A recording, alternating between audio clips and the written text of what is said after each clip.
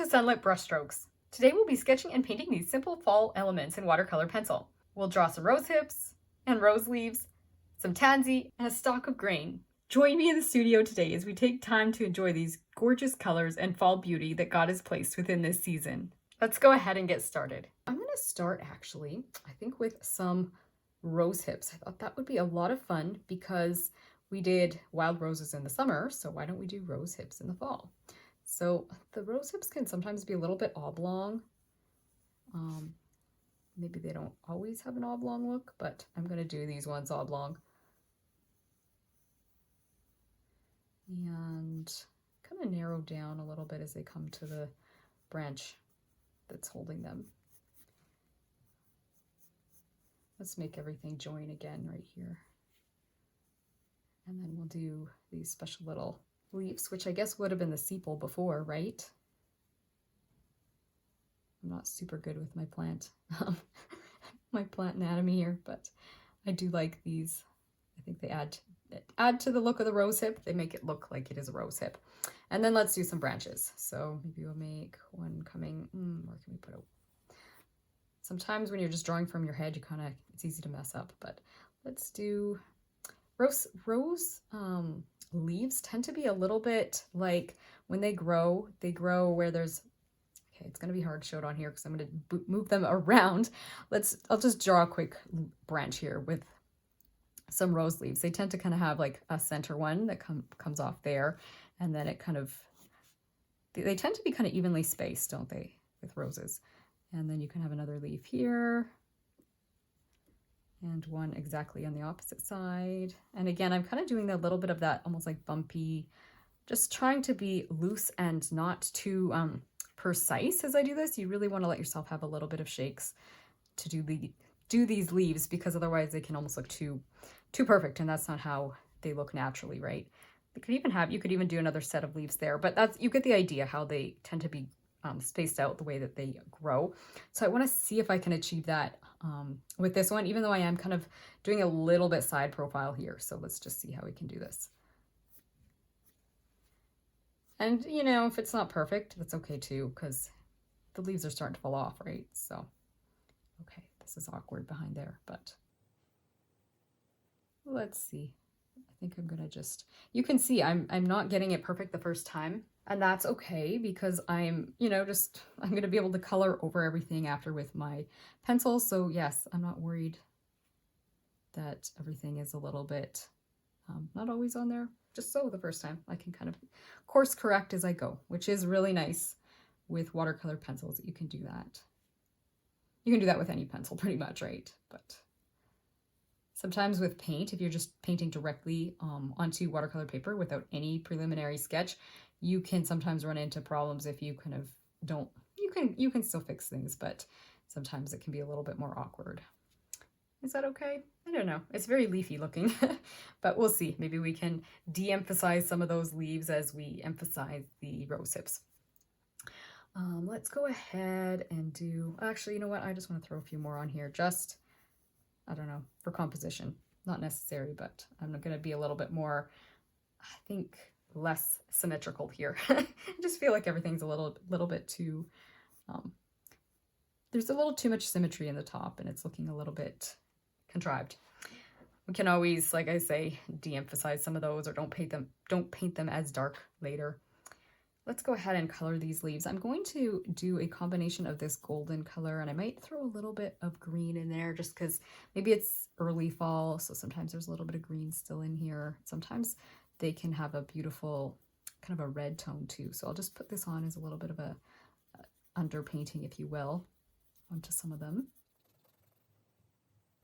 Let's go ahead and maybe just put just a tiny little bit of this golden ochre. I'm going to go really fast and scribbly here, just using a bit of a circular motion. I'm going to go ahead and put some more greens in here, and then a little bit of red. Now we could make the leaves serrated. I'm going to keep it simple and just leave it like that. And then I'm picking my light green, and I'm going to put some into the centers of some of these. And that way we have a little bit of variety happening in our leaves. So.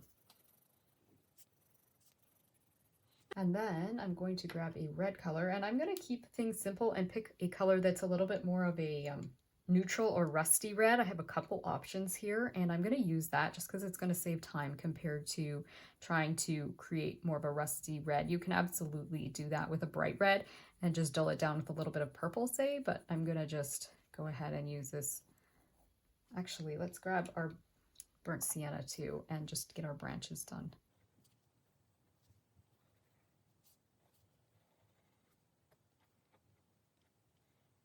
Might do some of the centers of the veins maybe, but I'm going to be using these other red colors, so getting this just so with the burnt sienna isn't as important right now. Okay, just going to put a little bit of this kind of rusty red into some of these leaves.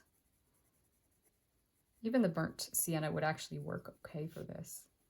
And I'm going to actually go around the edges a little bit with a little bit of a scribble motion so that it gives me the impression, or it will give the impression rather, that these do have a bit of a serrated edge. I don't want to be too detailed though, so let's do just a few veins just to suggest them. We don't want to go crazy overboard. We want this simple. Some of these, I think I'm just going to make them almost more of this red color. I'll just speed the video up as I do these because I'm just repeating the same process again and again, which is really just taking my red and doing almost like a serrated edge around each of the little leaves here.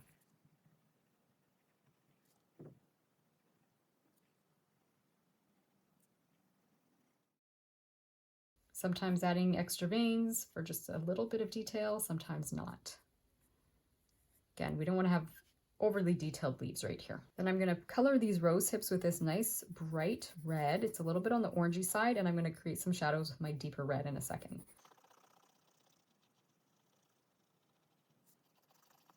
Again, I'm using a circular motion as I color. If you'd like to learn more about pencil technique for any dry media, regular graphite pencil, colored pencil, watercolor pencil, you can see I've got a free 2-part mini workshop on pencil technique that you can join if you click the link in the description below. Let's use our burnt sienna up here just to do these little leaf things.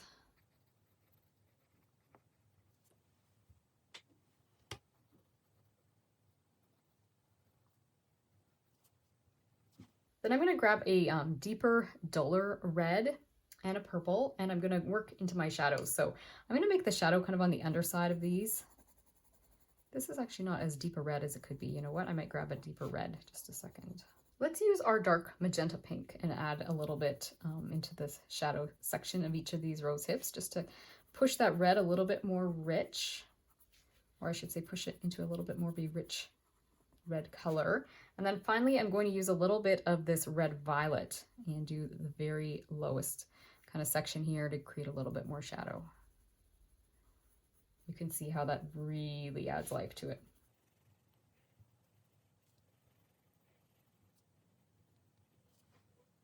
Since we made these a little more dull, why don't we go ahead and do this one a nice bright orange color.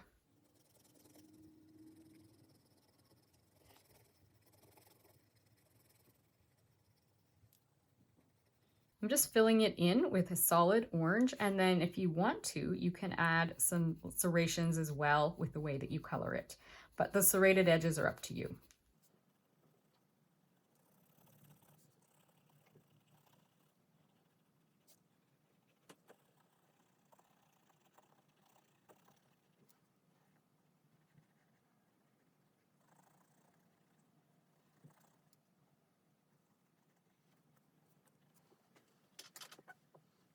Then I'm going to just add a nice deep red for the veins and the stem. Again, flicking, and I'll add a little bit more color later when I wet everything. So I'm just going to leave this as is for now.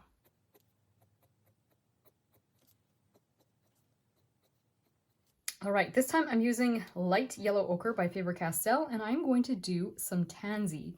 Now we have a lot of tansy. Actually, I'm just noticing color is actually a bit duller than I need it to be. I'm going to start with the brighter yellow and then work into the deeper yellow.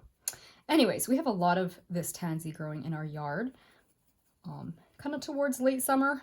So see a lot of it, and it's basically just a bunch of these little yellow balls almost. flat balls, almost elliptical shape, and they're kind of packed together in bunches. And I'm going to be coming on top of this with a deeper yellow. I just felt like maybe it needed a little bit of a brighter yellow as a base coat. So I'm going to do something, I don't know, a little bit random. I'm going to make them a little more clustered in the middle, and then as I come towards the outside, I'm going to do a few less little tansy flowers. I've actually picked a little sprig of it. They look like they're kind of getting a little bit past their prime here, but you can see they've also got a very fern-like leaf. So I'm going to just try and use these as a little bit of a reference as I do this. I'm not being super realistic. I'm just kind of eyeballing.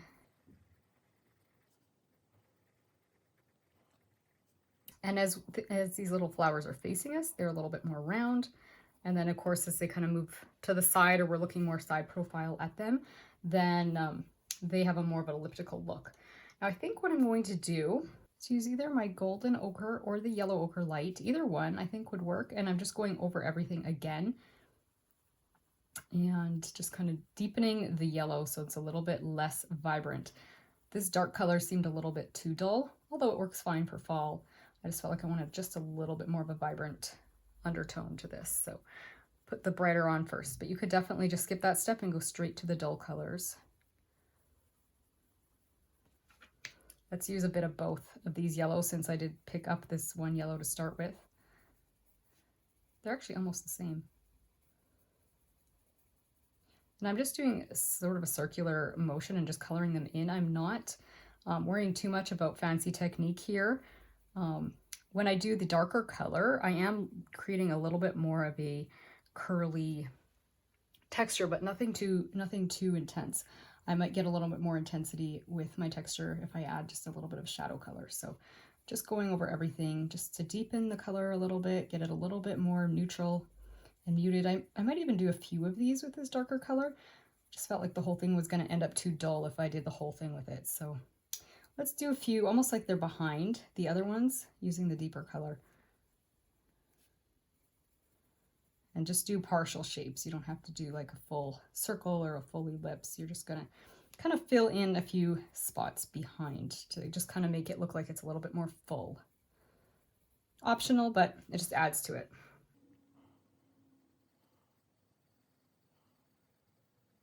Then I'm going to use my burnt sienna and do almost like a little bit of a crescent shape, if you will, on the left side of each of these little elliptical circular flowers so that we get the effect of a bit of a shadow on them. So as I said, I'm almost like doing little crescent moons just along one side. And in this case, it's the left side because I'm going to imagine that my light is coming from over here, which is the top right. And that's kind of what I did with my rose hips as well. That just tends to be the way I default with my shadows. Sometimes I'll use a different light source, but I very often imagine that my light is coming from the right. I don't know if that's just with being right-handed or why I do it that way, but that just seems to be the way I go. So you could have your light source coming from the opposite side, and then this crescent would be on the other side of the little circles here. All right, let's go ahead and do some leaf branches, whatever. And with these, I'm thinking I'm going to use a deeper green. So this is a kind of an olive green. It's called Chromium Green Opaque by Faber-Castell. That's what I'm going to use, but you could definitely use any kind of neutral green, or if you want a bright green, you could, but I figure we're working fall. I like neutral greens in general, but especially in the fall, you want to have your greens start to get more neutral. So I'm just going to bring these all together. Actually, a lot of them join, just looking at my flower here, a lot of them join higher up on the stem. So let's get these joins happening a little higher here.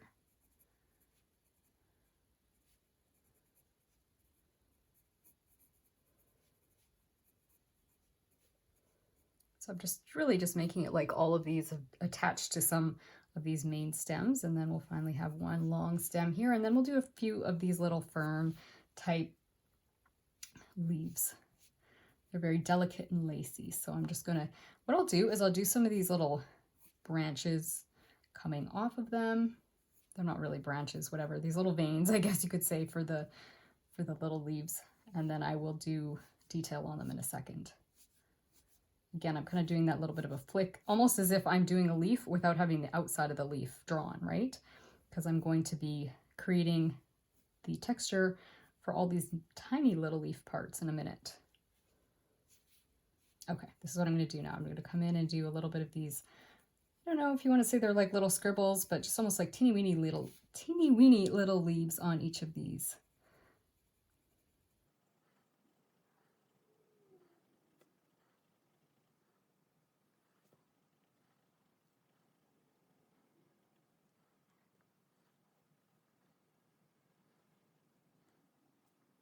I feel like I could have added a few more of these in here. I feel like I could have been a little bit more dense, but I'll just do a few. And as you can see, I'm kind of going a little thicker with my little tiny little leaves as I get closer to the main stem. I'm going to thicken this main, I don't know if you want to call this the stem, but center of the leaf shape.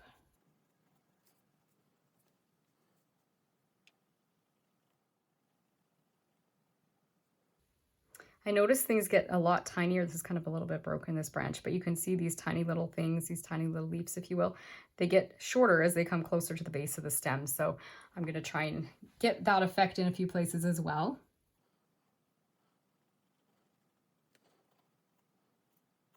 I'm going to go ahead and thicken some of these stems a bit.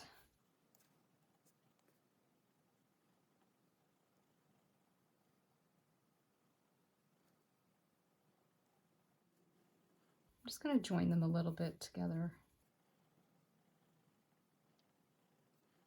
I feel like these are a little bit too spaced out, so I'm just going to throw a tiny bit of green just to kind of make these look like they're a little more full. I think I kind of made them a little bit too, almost like each little leaf was a little too separate from the others, so just filling that in a teeny weeny little bit.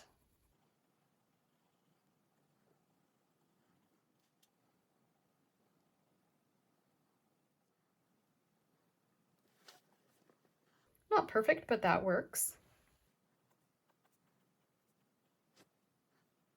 Just going to fill in some of these just a little bit more towards the top. The next thing I'd like to draw today is some wheat or some kind of a grain. I'm thinking wheat or oats, and let's do a couple of stalks of those. And I'm actually, of all colors, picking up a purple to use for my drawing, and I'm going to be working very, very lightly to get this initial part of the plant laid in, and then I'll go into using my golden yellows. But this is actually going to complement those golden yellows really beautifully, and so I am going to go ahead and use this.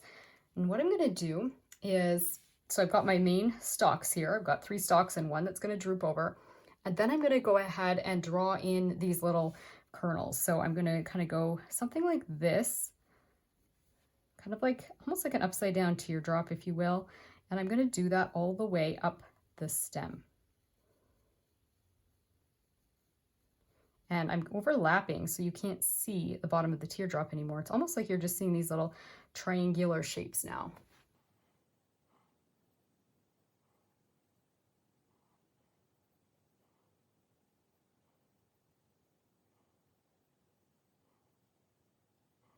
And as I work my way up the stem, I'm getting smaller and smaller.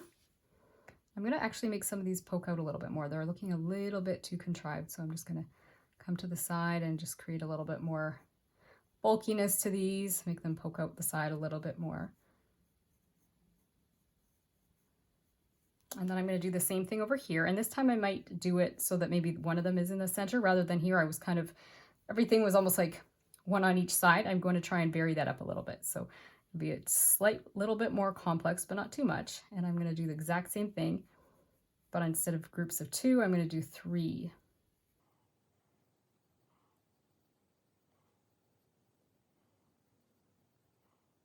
And you can make them a little bit more random than I've got if you want. They seem to be in rows, but I am trying to keep them looking a little bit more abstract. I don't want to have everything looking too perfect and contrived, because otherwise it's, I don't know, I don't like that look as much, right? But I will do a couple small ones just at the base here.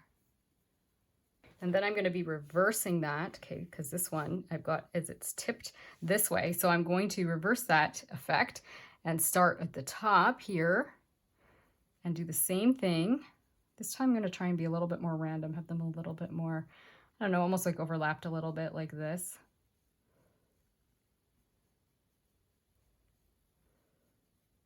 And just work my way down the stem. So I'm kind of doing reverse, right? Because I'm upside down now. But just working my way down this way until I get to the end, getting smaller and smaller.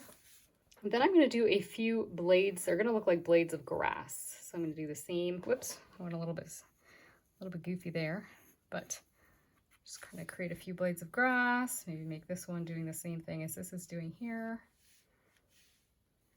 And again, these aren't really blades of grass, right? It's just part of the wheat plant or oats or whatever grain we're going to call this. And then the final thing I'm going to do, but I may use a different color for this. I'll just do a few of these in the purple, but I'm going to be creating these little tail things. I have no idea what they're called, but they do add to the realism of the wheat. And like I say, I'm going to be doing this with some more colors that are a little bit more what you would expect to see on the wheat. So I'm just going to throw a few of these in the purple, and then I will do it with kind of our golden colors. The purple just adds a beautiful kind of undertone that just will help neutralize the yellows. And they'll just be beautiful when we add our water. Okay, so that's all I'm going to do for those. Then I'm going to color them in with our golden ochre here. So I'm going to color each of these little, I don't know if you want to call them wheat berries or whatever they are, color them in. I'm being pretty scribbly, nothing special here.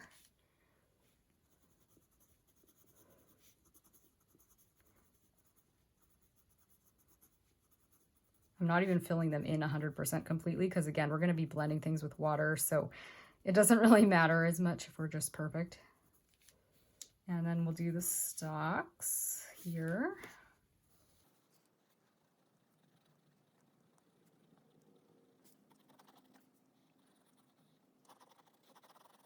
And then we'll lightly color in our grass.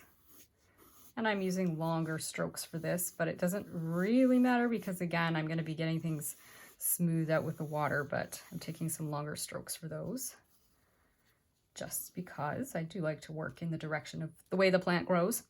And then I'm going to do some of these same things with the same golden ochre color.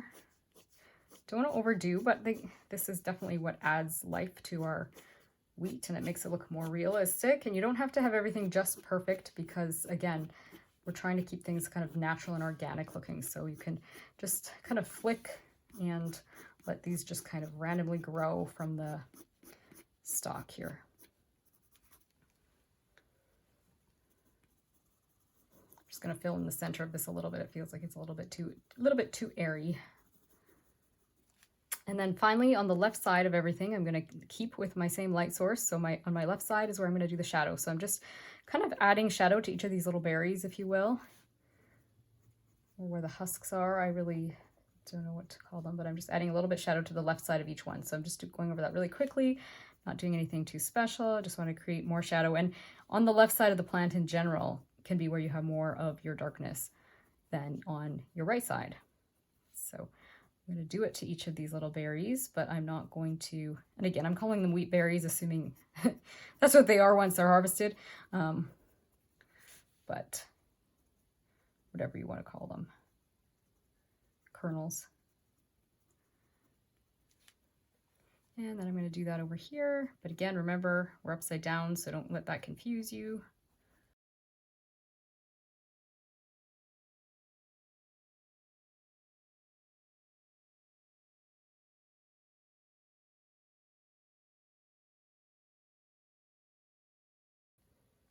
Oh, I need some shadows on these grassy things too.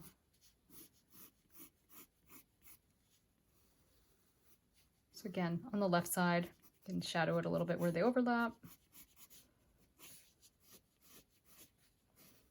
Under here.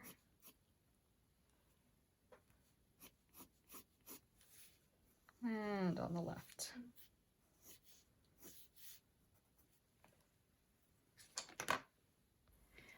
All right, so I've got my water here along with some Simply Simon's brushes, and I'm gonna start by just wetting them, and then I keep a paper towel nice and handy so that I can dab my brush off, because with this we don't want to be too wet. So I'm going to be dipping in the water, dabbing it off, dipping in the water, dabbing it off, just so that I don't end up drowning things. So I'm going to start with wetting my brush, and I'll just dab some of the water off so that I'm not super wet.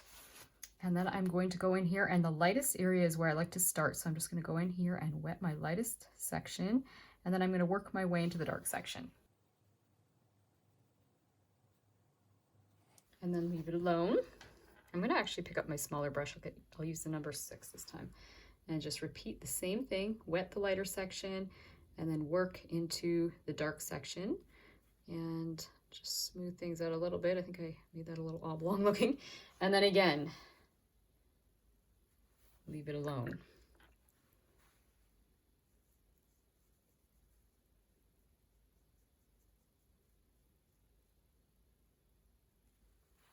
Now, as I paint these rose leaves, I'm actually going to have my dark green pencil handy, because I'm thinking I'm going to drop a tiny little bit of green in some places. I want to kind of give the impression that these leaves are just kind of turning a little bit still from the summer to the fall colors.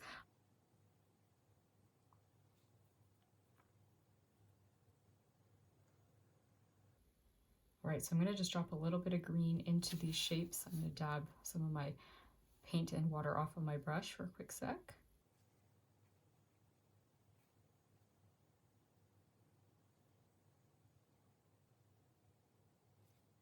Okay, I haven't wet these ones yet. I better do that.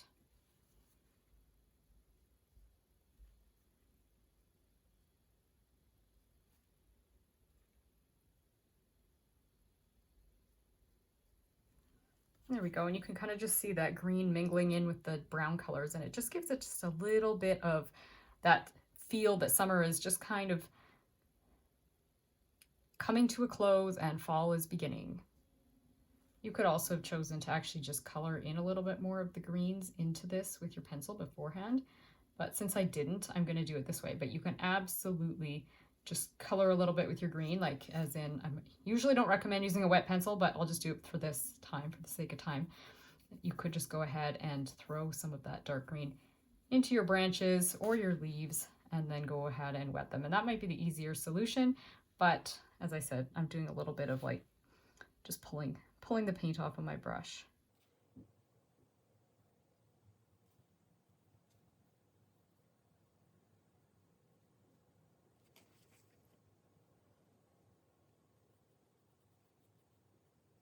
I'm going to add water to my leaf, and I've kind of done the main area that's a little bit more on the yellow side, and then I'm just going to come in and pick up that orangey color that's on the outside of my leaf, and then I'll just drop a tiny little bit of green in, see what I think about it.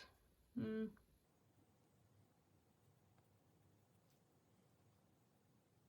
not sure I like the way that's blending around. I might just go ahead with my light green that I used earlier and just put a little bit more green in the center of each of these, and then I can just use my brush and wet things rather than having to drop, because I don't really like the way that looks when I just drop that one there. It's starting to get a little bit too mushy, blending around a little bit too much, and so I'm just going to do it this way, and then maybe on these leaves on this side I will do a little bit more dropping. But because I have so many colors on the go already, I've got kind of the yellowy color, I've got the purpley reddish color. I want to keep things from getting too complicated or even mushy, because sometimes when you mix too many colors together, you can get things looking a little bit muddy or mushed together. I'm just going to throw a tiny little bit of this green on a few of these leaves here that are right beside this one, just to kind of harmonize it a little bit, seeing that I already did put some of the darker green in here. So I'll just do it in a few spots. I don't want to do it everywhere. I don't think it's necessary everywhere, but I do want to just make sure every now and then I throw a little bit of that green just to kind of harmonize things so it doesn't look too disjointed. Okay, let's go back to our wetting. So starting in the center, and then I'm working my way to the outside. And if things ever start to look too muddy, just go ahead, wash your brush, and then come and do the orange or the red sections. Because the green and the red mixing together, if you really mush them, they will turn really kind of a brownish color. The other day when I was walking around in my yard, I actually saw some leaves that were starting to change color, and they were still mostly green, but they had some purple around the outside and in the veins, and it just looked so beautiful. And so that's sort of what I'm taking as inspiration with doing the green in the center like this. I wouldn't say, now those leaves weren't on a rose bush, but I do know I've seen that on the roses when they start to change. So that's why I decided, let's take artistic license here. I think that the way that God just has created so much beauty in the way he's given us seasons and the way that the leaves change in the fall, I don't know. I just think it's so amazing to watch those changes and to actually really look at each leaf and see the variation in each leaf. Some leaves have more colors than others, I will admit. Yes, sometimes you just have like almost like solid yellow leaf, and that's pretty too. But I really like it when I see the greens and the purples and the yellows and all those colors kind of mingling together. And so that's why I'm deciding to go with this particular combination with these rose leaves. And you're going to notice sometimes that my brush strokes kind of go along the same pattern, or the same direction, I should say, as the veins. And when you do that, you can also create a little bit of serration on the edge of the leaf. That's optional, but that's just something I'll point out as well.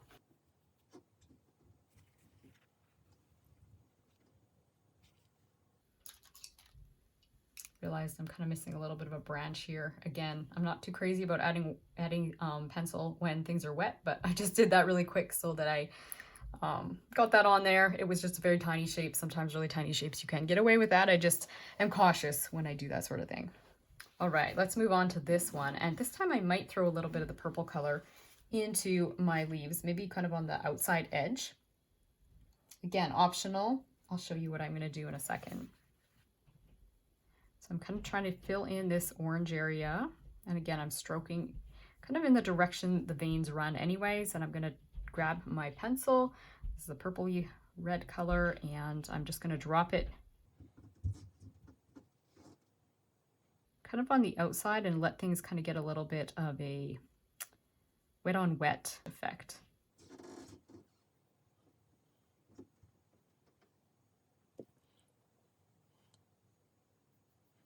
Let's leave this one just vibrant orange for a second so you can see what that looks like if we don't add that purple color. I find this to be almost too bright for my personal taste. If you like it, you can leave it that way, but I'm going to go ahead again and just throw some of this purple color. And you can notice I didn't put it everywhere, just again, on the very outside. I'm trying to actually create a little bit of my serration or exaggerate that a little bit with how I'm dropping this on here. I'm just using the very tip of my brush. And you can see that's kind of adding just a little bit of a toned down color, which is really pretty for the fall, because usually the fall colors can be a little bit more neutralized, a little more toned down.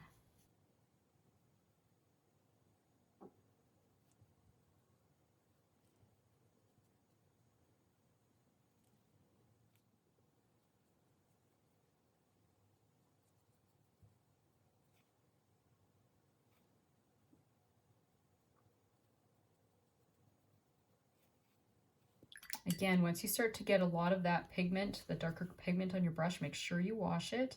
You can always blend things around by just dropping rather a little bit of water into the mixture you have already on your leaf, just so that it blends and kind of gives you a smooth transition from the bright orange to the purple.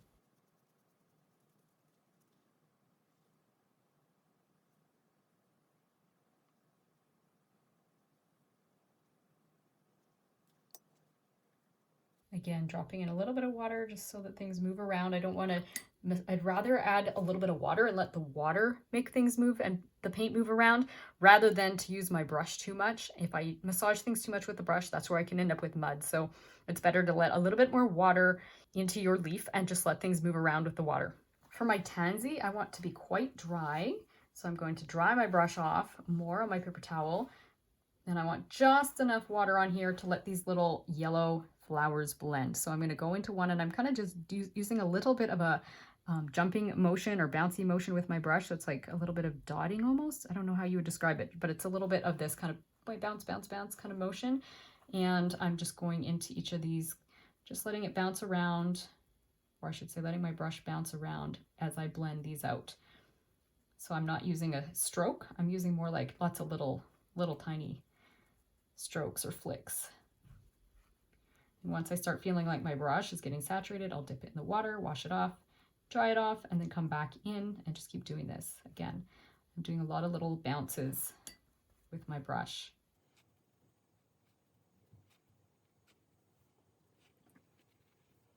Then for these, I'm going to just stroke with my brush and make just nice long strokes to kind of fill in these branches.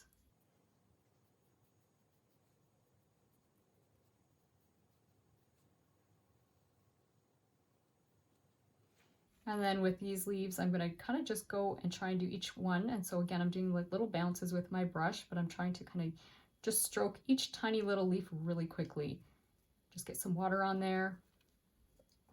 Leave it alone unless you want to throw a tiny bit of purple to give it a little bit more of that fall look. So I'll show you what that would look like. You could just, grab a little bit of purple on your brush and then drop it into the wet sections that you've already got here. And just move it around just enough that you're happy with it, and then let it be. You don't want to overblend. Just something like that. And you can decide, do you like that purple color? I think it kind of adds to it, but I don't think it's necessary. So do what you're comfortable with. I'll be honest, I didn't look to see where the color starts to change on these first. I would imagine it could possibly be at the outside of the petal, or the outside of the leaves rather, but I'm just gonna go ahead and put this in a few random spots just to create some harmony. You could say this is artistic license.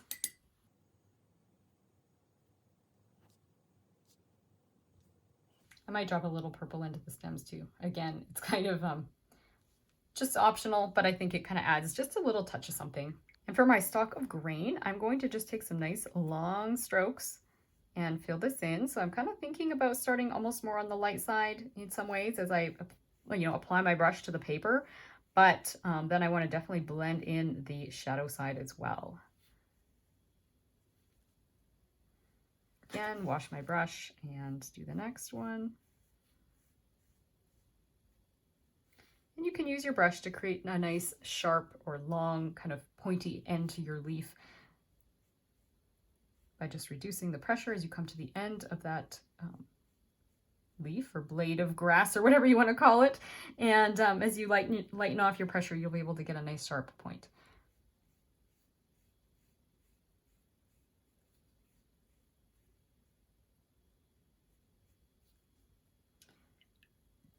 Now these are kind of mushing together. I probably should have let them dry a little bit between adding water, but that's okay. I'll just clean that up.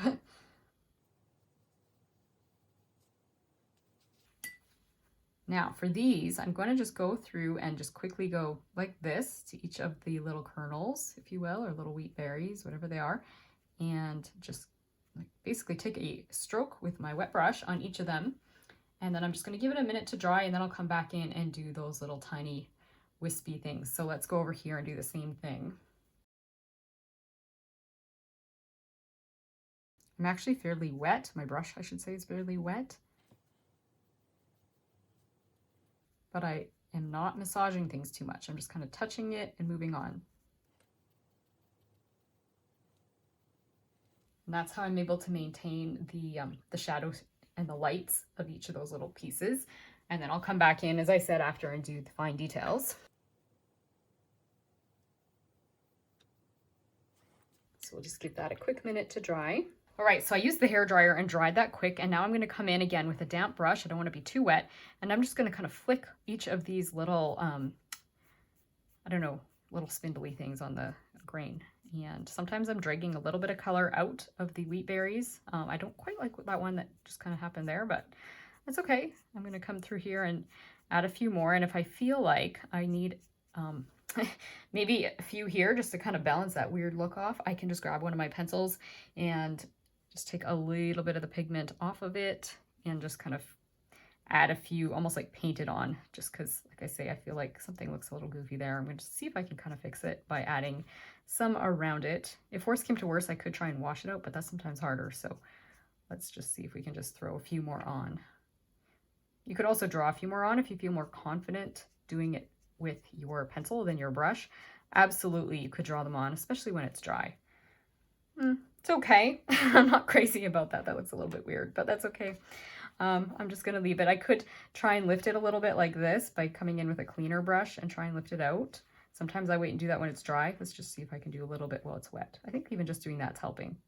It's kind of giving a little bit of a blank spot in there. I'll just dab it quick. There we go. Yeah, I like that better. Okay, let's go do these ones.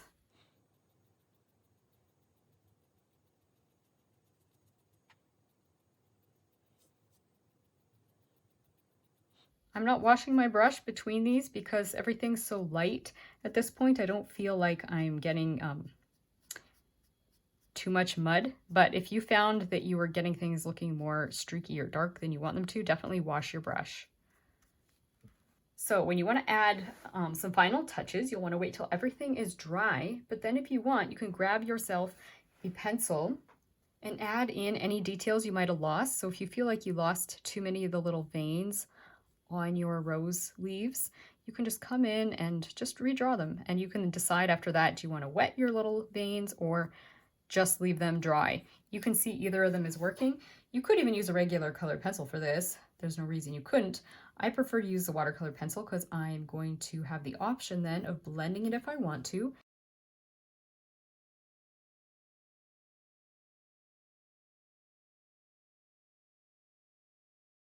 I'm just going in with a very light amount of pressure, and I'm just wetting these a tiny bit. You wouldn't have to wet them if you'd rather just have them stay nice and nice and sharp and hard edged the way that they look when they are from right off your pencil. You can do that, but I'm going to go ahead and just soften them ever so slightly with my brush.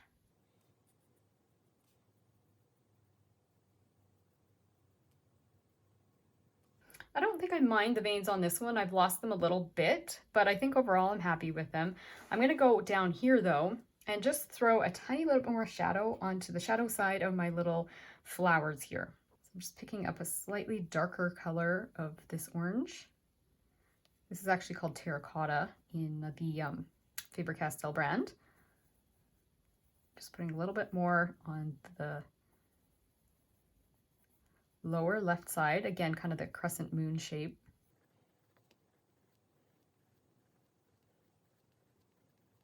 If it still doesn't feel like enough, I can do a little bit with the burnt sienna as well. Or even I could grab a purple if I really want to, but let's just try this color and see what we think.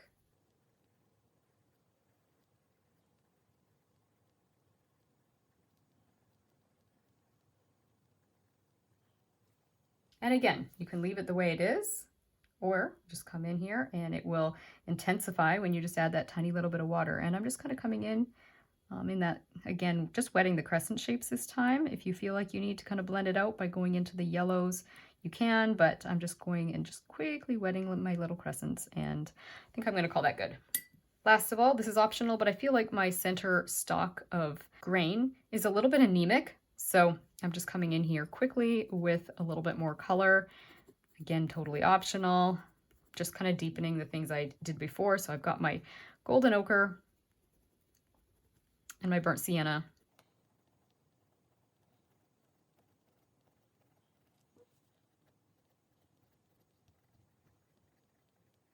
I don't know, do you think that helped? And I'll just go over it with a damp brush quickly. I think that's better. And there we have some of our fall foliage.